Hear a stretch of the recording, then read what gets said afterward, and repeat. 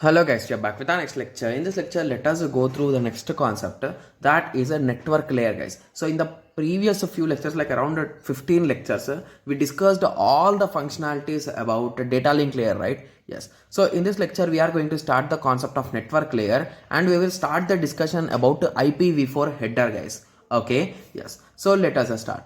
So let us start first with the network layer. So basically, if you recall, what is the main functionality of network layer, guys?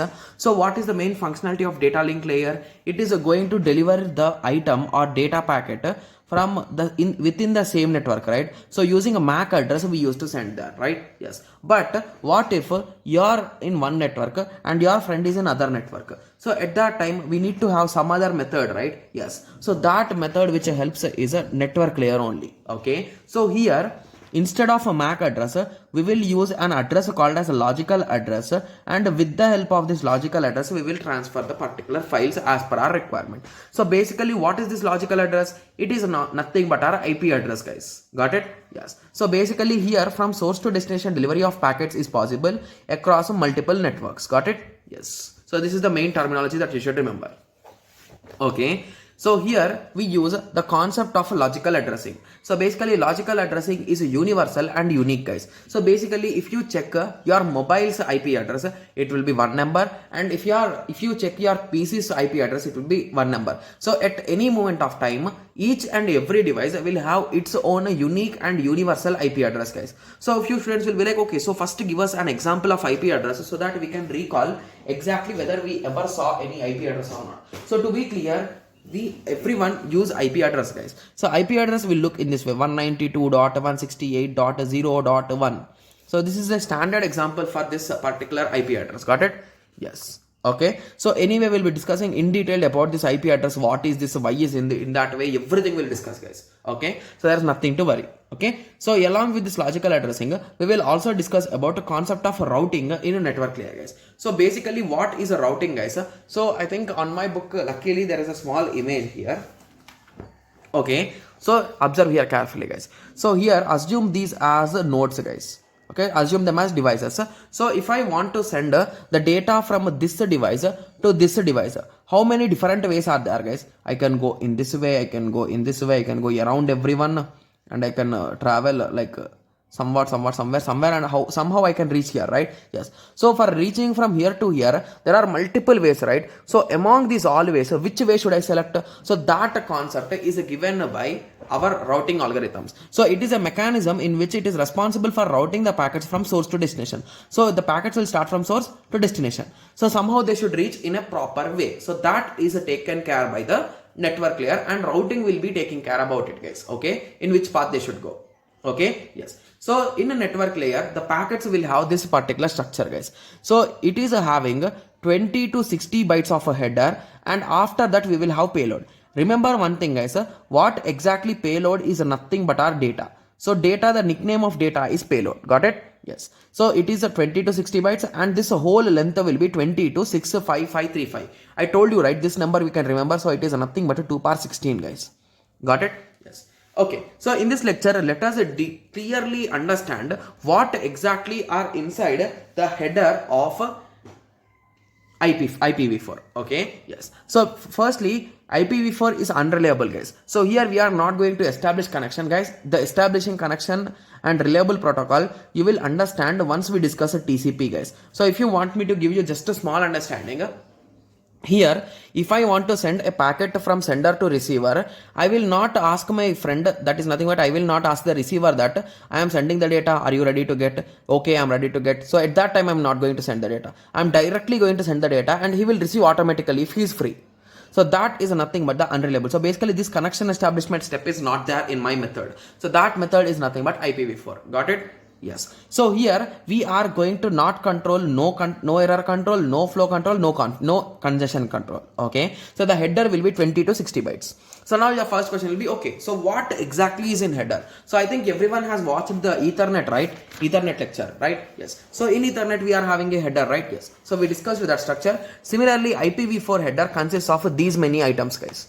Okay. So I am sure that few students like, okay, So this is too hard, we are not going to remember it, right? Yes. So I know there are few students in that way, right? Yes. But anyway, as you practice the problems, you will just automatically remember the table, guys. And I think every one of us has studied for our semester exams, right? So this diagram, right? Yes. So that is the reason why few students already remember this diagram. But if you are not familiar with the diagram, anyway, we will understand it really slowly and easily, guys. Okay? Yes. Okay. So first of all, let us start. So firstly, we are having a VER, guys. So VER, so I'll be coming from this way, one after the other, guys. Okay. So what is a VER? So let me take a fresh piece of paper so I can explain you the whole IPv4 everything in that particular paper. Okay. Yes. Okay. So let us start. So the first thing is a VER, right? Yes. So what is a VER? Okay. So VER. So VER is nothing but the version number, guys. Okay, so to be clear, IP is having two different versions. So IPv4, that is a version 4, IPv6, that is a version 6. Got it? Yes. So as there are two versions, so we are going to indicate it with a 4-bit number. So how I can write? So if you recall, I wrote here 4 bits, right? So version number will occupy 4 bits.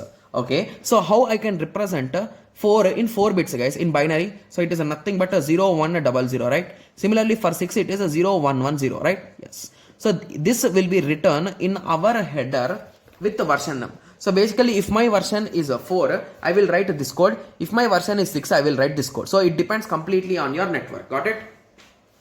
Yes. Okay. Okay. So let us continue. So the second part is nothing but our header length. So I wrote the same thing in the definition also. VER is of 4 bits. So it might be ranging from 0 to 15. So IPv4 means we'll store 4. IPv6 means we'll store 6. Got it? Yes. So the next part is a header length, guys. So from the name only you can say what it is going to store, guys. So HLEN. So that is nothing but a header length. So it is also of a 4 bits. So it can store from a 0 to 15, right? Yes. So what it is saying exactly from the name, guys, it is going to store the header length. So what is the header length if you recall? So I told the header length will range from 20 bytes to 60 bytes, right? Yes. Okay. But our data which we give, the slot which we give for header length can occupy only numbers from 0 to 15, right? Okay, sorry. Okay, I think it's okay, so just give me a second, guys. I'll be checking whether why it is zooming in again and again. Okay, so now it's a bit clear, right? Okay, so let us continue. Okay, yes. Okay, so it ranges from 0 to 15. So only 16 types of numbers I can store, right? So 0, 1, 2, 3. In that way, only 16 numbers I can store. But here my file size, my header size could be from 20 bytes to 60 bytes, right? Yes. So that is the reason why let us make some scaling, guys. So what scaling is nothing but, so let us divide the maximum value. So it is 60, right? So 60 divided by 15. So the scaling factor is a 4. Okay, so basically what exactly 4 means, so the values will range from 0, 1, 2 and so on up to 14 and 15, right? Yes. So multiply with the 4, guys. 4, 5 and so on. So multiply with the 4. So this is a 0, this is a 4, this is a 8, this is a 4 3 is a 12. Okay, this is a 16, this is a 20, right? Yes. Okay, and similarly this will be 56 and this will be 60, right? Yes. So now if you observe, instead of storing normal numbers, indirectly these values are stored, right? So basically if I store 1, it is indirectly 0. If I store 5, it is indirectly 20, right? Yes. So that is nothing but the concept of scaling, guys. So if I am storing 14 here, so if I multiply it with 4, how much number I am getting, that much bytes I am storing the data. So in that way, so basically if you are storing 24 bytes of data, you will divide it by 4, and what is the result? It is nothing but 6. So I will be storing 6 in binary in HLN. So what I will be storing in HELEN? I will be storing 0110. So this is nothing but a 6. As we multiply with the 4, it is nothing but 24 bytes of data is occupied. Got it? Yes. So this is nothing but the scaling factor, guys. Okay. The only reason why we are using the scaling factor is because in 4 bits we cannot represent a 60, right? Yes. So that is the main reason why we are using in that way. Got it? Yes. So that is what I have written clearly in the book. So HLN is normally 4 bits. That is 0 to 15. But our length is 20 to 16 bytes, and we know if it is 4 bits, it starts from 0 to 15, right? Yes, so the minimum value is 0 and the maximum value is 15. So let us take a small example. So we know that the minimum should start at 20 and the maximum should go up to 60. So we know that this maximum is 60 and our maximum is 15. So we got 4 as a result. So 4 is our scaling factor. Got it? Yes. I don't know why it is focusing that much, guys. I think you should adjust for now because I need to pause the video and I need to, if I need to stop the video, I need to check what is the issue. I'm really sorry for that, guys. Okay? Yes.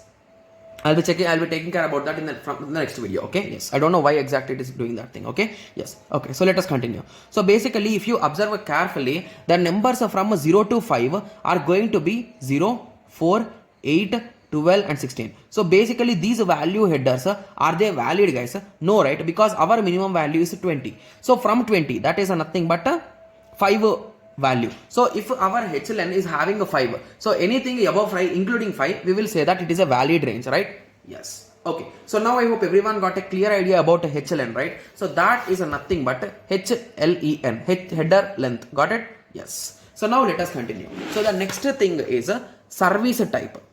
Okay, so now your question will be, okay, so what is this service type? So from the name we are not able to say anything, right? Yes. So this thing, I think you should remember it blindly, guys. Okay, yes. So I'll be saying you some tricks also, so don't worry. Okay, yes. So service type is having 8 bits, right? Yes. So each of these 8 bit will represent something, guys. So the first 3 bits are for priority, guys. Okay, so I will be explaining you what is exactly meant by priority, so don't worry. So first 3 bits are meant for priority. So let me focus it. Okay, yes. So first 3 bits are for priority. Okay, and the next 4 bits, remember in this way, so it is a DTRC. Okay, and the last bit is reserved. Okay, so it is nothing but 1, 2, 3, 4, 5, 6, 7, 8, right? Yes. So priority is nothing but we will give the numbers like 0, 0, 0 to 111. So basically if it is having 111, it is having high priority, and if it is having 000, it is having low priority. So when multiple packets or multiple datagrams are received by the receiver, so which to open first is decided by the priority. Got it? Yes. Okay. So after that we are having 4 bits. So first of all, let us try to remember the format. So it is nothing but DTRC, right? So assume it as a Delhi Transportation Road Corporation. So with this understanding, you can remember the order, right? Yes. So basically in originality, what is a D, guys? D is nothing but the delay. Okay. T is nothing but the throughput. R is nothing but the reliability. C is nothing but the cost. So what do we want, guys? Exactly. We want a minimum delay. We want maximum throughput. We want maximum reliability. We want minimum cost, right? Yes. So based on the protocol which we are using, what do you want? You will specify here. So if you want reliability, okay, in reliability slot, you will place 1. In rest all slots, you will place 0. Got it? Yes. And this 1 bit is reserved for further uses. Now we are getting the idea, right? Yes. So this is the third part in our first line. So basically that's what I have written here. So it is 8 bit and we are having this 3 bits. So the first bit is called as priority, or it is called as precedence bit also.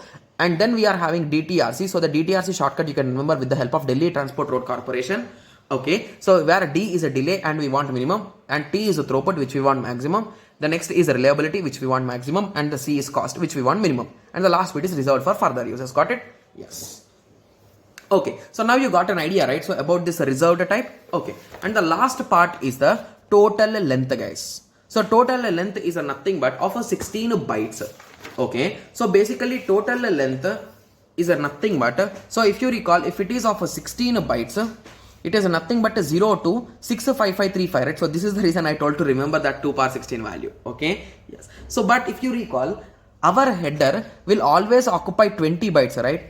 Yes, and it could also lead up to 20 bytes to 60 bytes, right? Yes. So if I remove this 20 bytes from my total storage, I can transfer up to 65,515 bytes, right? Yes. Okay. So if I want to calculate the length of the data, okay, so length of the data is equals to total length minus a header length into 4, right? Yes. So what is this formula exactly saying is, so what does a total length store, guys? Total length store header plus the total value, right? So the total length is equals to the header length plus the data, right? Yes. Because the header length here is represented with the scale 4. So we are multiplying the HLEN. So this value into 4 to get the original header length. And if I subtract that header length from the total length of my whole packet which is given here, I'll be getting the length of the data, right? Yes. So that is the reason why we only store the total length value here. Got it?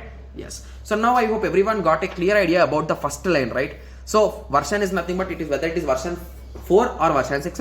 Similarly, header length is a scale of 4 and its value ranges from 5 to 15. Nice. Then we are having the service type, it is of 8 bits and the first 3 bits are precedence. Then we are having Delhi Transportation Road Corporation. Then we are having the reserved. Okay. Then we are having the total length, which is of 16 bytes, right? Yes. Okay, so now I hope everyone got a clear idea. So now let us continue with the next line, second line. So the second line contains of identification number, which is of 16 bits. Then we are having flag, which is of 3 bits. Then we are having fragmentation offset, that is of 13 bits. So I'll be discussing that in just a minute. Okay, yes. So now let us start. Okay, so before understanding this concept, first of all, let us revise the concept of fragmentation, guys. So basically, what is fragmentation? So whenever you bring a huge packet, okay, so if you brought a huge packet, we'll be dividing it into multiple pieces. So this concept is nothing but fragmentation. So dividing the datagram into fragments during transmission. So basically, as this network is not allowing this much big size, so assume it has a 1 GB size, guys. So assume that your network cannot handle this 1 GB size. So it is broken down into 100 MB, 100 MB, 100 MB, 100 MB 10 times. So that is nothing but a fragmentation offset. Got it? Sorry, fragmentation. Got it? Yes. So basically, for each and every one of them, we will give a particular number, guys. For each and every packet, to be clear. Okay, yes. So now let us go through the terminology and then we will take an example, guys. So in the example, you will understand everything clearly, guys. Got it? Yes. So while reading the concept, it might be a bit confusing, but with the example, you will get 100% clear idea. I'm sure about it. Okay. Yes. So I told that we will have an identification bit, right? The first bit, the first 16 bits. Okay. Yes. So the first 16 bits is identification number, which is of 16 bits. So it is used to identify the datagram individually. So each and every datagram will have a unique number, guys. Okay. So that number is nothing but the identification number. So to identify identity of a fragment to which the datagram belong to. So count is used starting at random. So basically here we will start the count at some random point, guys. Okay, yes. So let us continue. So the next part is nothing but flag, right? Yes. So flag is of 3 bits. So in flag we will use 3 points. The first point is reserved and the second is don't fragment and the third is more fragment. Okay, so basically what is a don't fragment is, so assume that you are sending a highly confidential packet. It is of large length and you want to say that no router or no network should break that packet into multiple pieces. It is that much confidential. So at that time you will make this don't fragment to 1. So basically that 1 indicates that this packet cannot be fragmented. Got it? Yes. And similarly M. So this M indicates that more fragment. So more fragment is nothing but it is going to indicate that whether there is any fragment packet after this. So assume that you broke one packet into 3 pieces. Okay. So in first packet we will write the more fragment as 1 because after this packet after this small packet you need to search for this packet, right? Yes. So in this packet again in flag M you will write 1. But when it comes to this packet, after this packet is there any packet? No. Hence in this packet you will write more fragment 0 because that is the last packet or the only fragment. Got it? Yes. So now you are getting the idea, right? So how exactly everything is being interlinked? Okay. And the last part is the 13-bit part. That is nothing but our fragment offset. Okay, so fragment offset is nothing but, so that is the one which says the exact end, guys. So basically every small packet or small fragment will have a start and end, right? So that end location is stored by this only. So it shows the relative position of a fragment with respect to the whole datagram. Got it? Yes. So it is the one which says the exact location, like exactly from where it is there. Okay. Yes. So now let us take a small example, guys.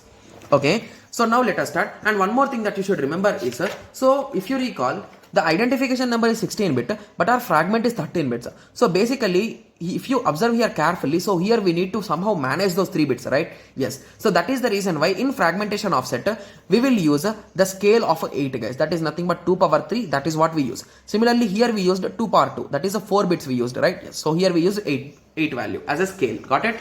Yes. So now let us take a small example, guys. So I am sure that with this example, you will get more clarity, guys. Okay. Yes. So let us start. So assume that your MTU is nothing but the maximum fragment size which you can send. So that maximum value they gave is a 1400, guys. Okay. So once they gave that maximum size, you will start solving. So assume that your packet which you got received from the above layer is 0 bytes to 3999 bytes. So in total it is 4000 bytes, to be clear, right? Yes. Okay. So now what we will do is, we need to break this into multiple pieces, right? Yes. So first what you will do is, first you need to check whether your maximum offset or maximum MTU size is divisible by the value or not. So here I am dividing 1400 divided by 8. I think it's not clear.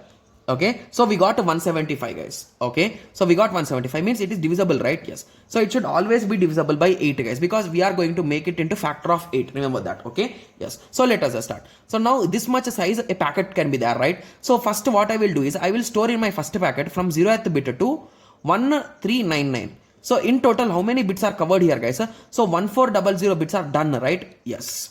Okay, so how many bits are done here? So that many. Okay, so now in second packet what I will do, I will start at 1400 and I will end at 2799, right? So again in this packet how many are covered? 1400. So basically 2800 bits are done here, right? Yes. So if you subtract it from 4000, you are left out with 1200 bits left, right? Yes. So in the last packet I can store that all, right? So from 2800 to the packet will range up to 3999, right? Yes. So when I want to send a single packet of this much size, with the help of this data, so I can send only 3 packets guys. So with the 3 packets, 3 separate datagrams, I can send it, right? Yes. So now you got an idea, right? So exactly how we are solving it. Okay. So now few students will be like, what exactly is the offset here? So what is the offset is, you will always take the first bit guys. So what is the value here? It is a 0. So I told what is the scale? It is 8. So 0 divided by 8 is a 0. So 0 will be the offset for this particular value. Okay. And if you want me to write the flag part, so first bit is reserved and the second bit states that whether we can do fragments or not, because here we can do fragments. So this will be 0. And are there any more fragments? Because there is one more continuation part, right? Yes. So that is the reason why it will be 1. Like more fragments will be 1. Got it? Yes. When coming to this part, it is a nothing but 1400 divided by 8. It is nothing but 175. The same concept again, it will be 0 and it will be 1. Similarly, the last packet, it is nothing but 2800 divided by 8. That will be 350. And if you ask me the flag part, it will be 0, 1. Got it? Yes. You got the idea, right? So how exactly we are solving it? Okay. So anyway, we are having few PYQs based on this method, guys. There are direct PYQs. There will be around 5 to 10 questions. So anyway, while discussing PYQs, you will get more clarity, guys. Okay. Yes. So don't worry about it. Okay. Yes. So now let us continue. So the reason we divide by 8. So basically few students might have got that why did I divide it by 8, right? Anyway, I told you that because the offset which we are decided is having only 13 bits. But our data will be of 16 bits, right? The length. So that is the reason why we are going to divide it by 2 power 3. The 3 bits are nothing but 8 the scale. Got it? Yes. So now I hope everyone got a clear idea about this middle particular row, right? Yes. So now let us go through the easiest part of the particular thing. So the next thing is time to live, guys. So basically assume that this is your network. So I'll be taking the same book example. So assume that this is your network. Okay. So assume that you want to send this packet to this guy. Okay. So the thing is, so how much time will you give for that packet to reach, guys? Will you give it 1 day or you will give it infinite time? You will give some minimum time, right? Yes. So that is nothing but the time to live, guys. So basically the value is of 8 bytes and it will range from 0 to 255, guys. So basically here what it will count is, so assume that the packet is going in this way. So assume it in this way. So in here to here, here to, okay. So where is the connection? So it is in this way, right? So it goes here to here and here to here. Got it? Yes. So basically one movement from here to here. So this is called as a hop, guys. I think it's not, you cannot see on this, on the black thing. So it is called as a hop. So these are the things which will count. So it is 1, 2, 3. So with the help of 3 hops, the data can be sent from here to here. So basically based on this understanding, you will give the hop value or the time to live, guys. Okay. So it is a finite time, that is 0 to 255, a number which is being reduced when the fragment crosses a router. So basically whenever it touches this particular slots, so it is going to reduce itself 1. So basically assume that I gave the value of that TTL 10. Okay, so here it will be 10. So once it reaches this location, it will become 9. Once it reaches here, it will become 8. Once it reaches here, it will become 7. So in that way, it will reduce as if it is going. And if at any router, if it reached as 0, it will be automatically discarded, guys. So it will assume that the chance for this particular packet is done.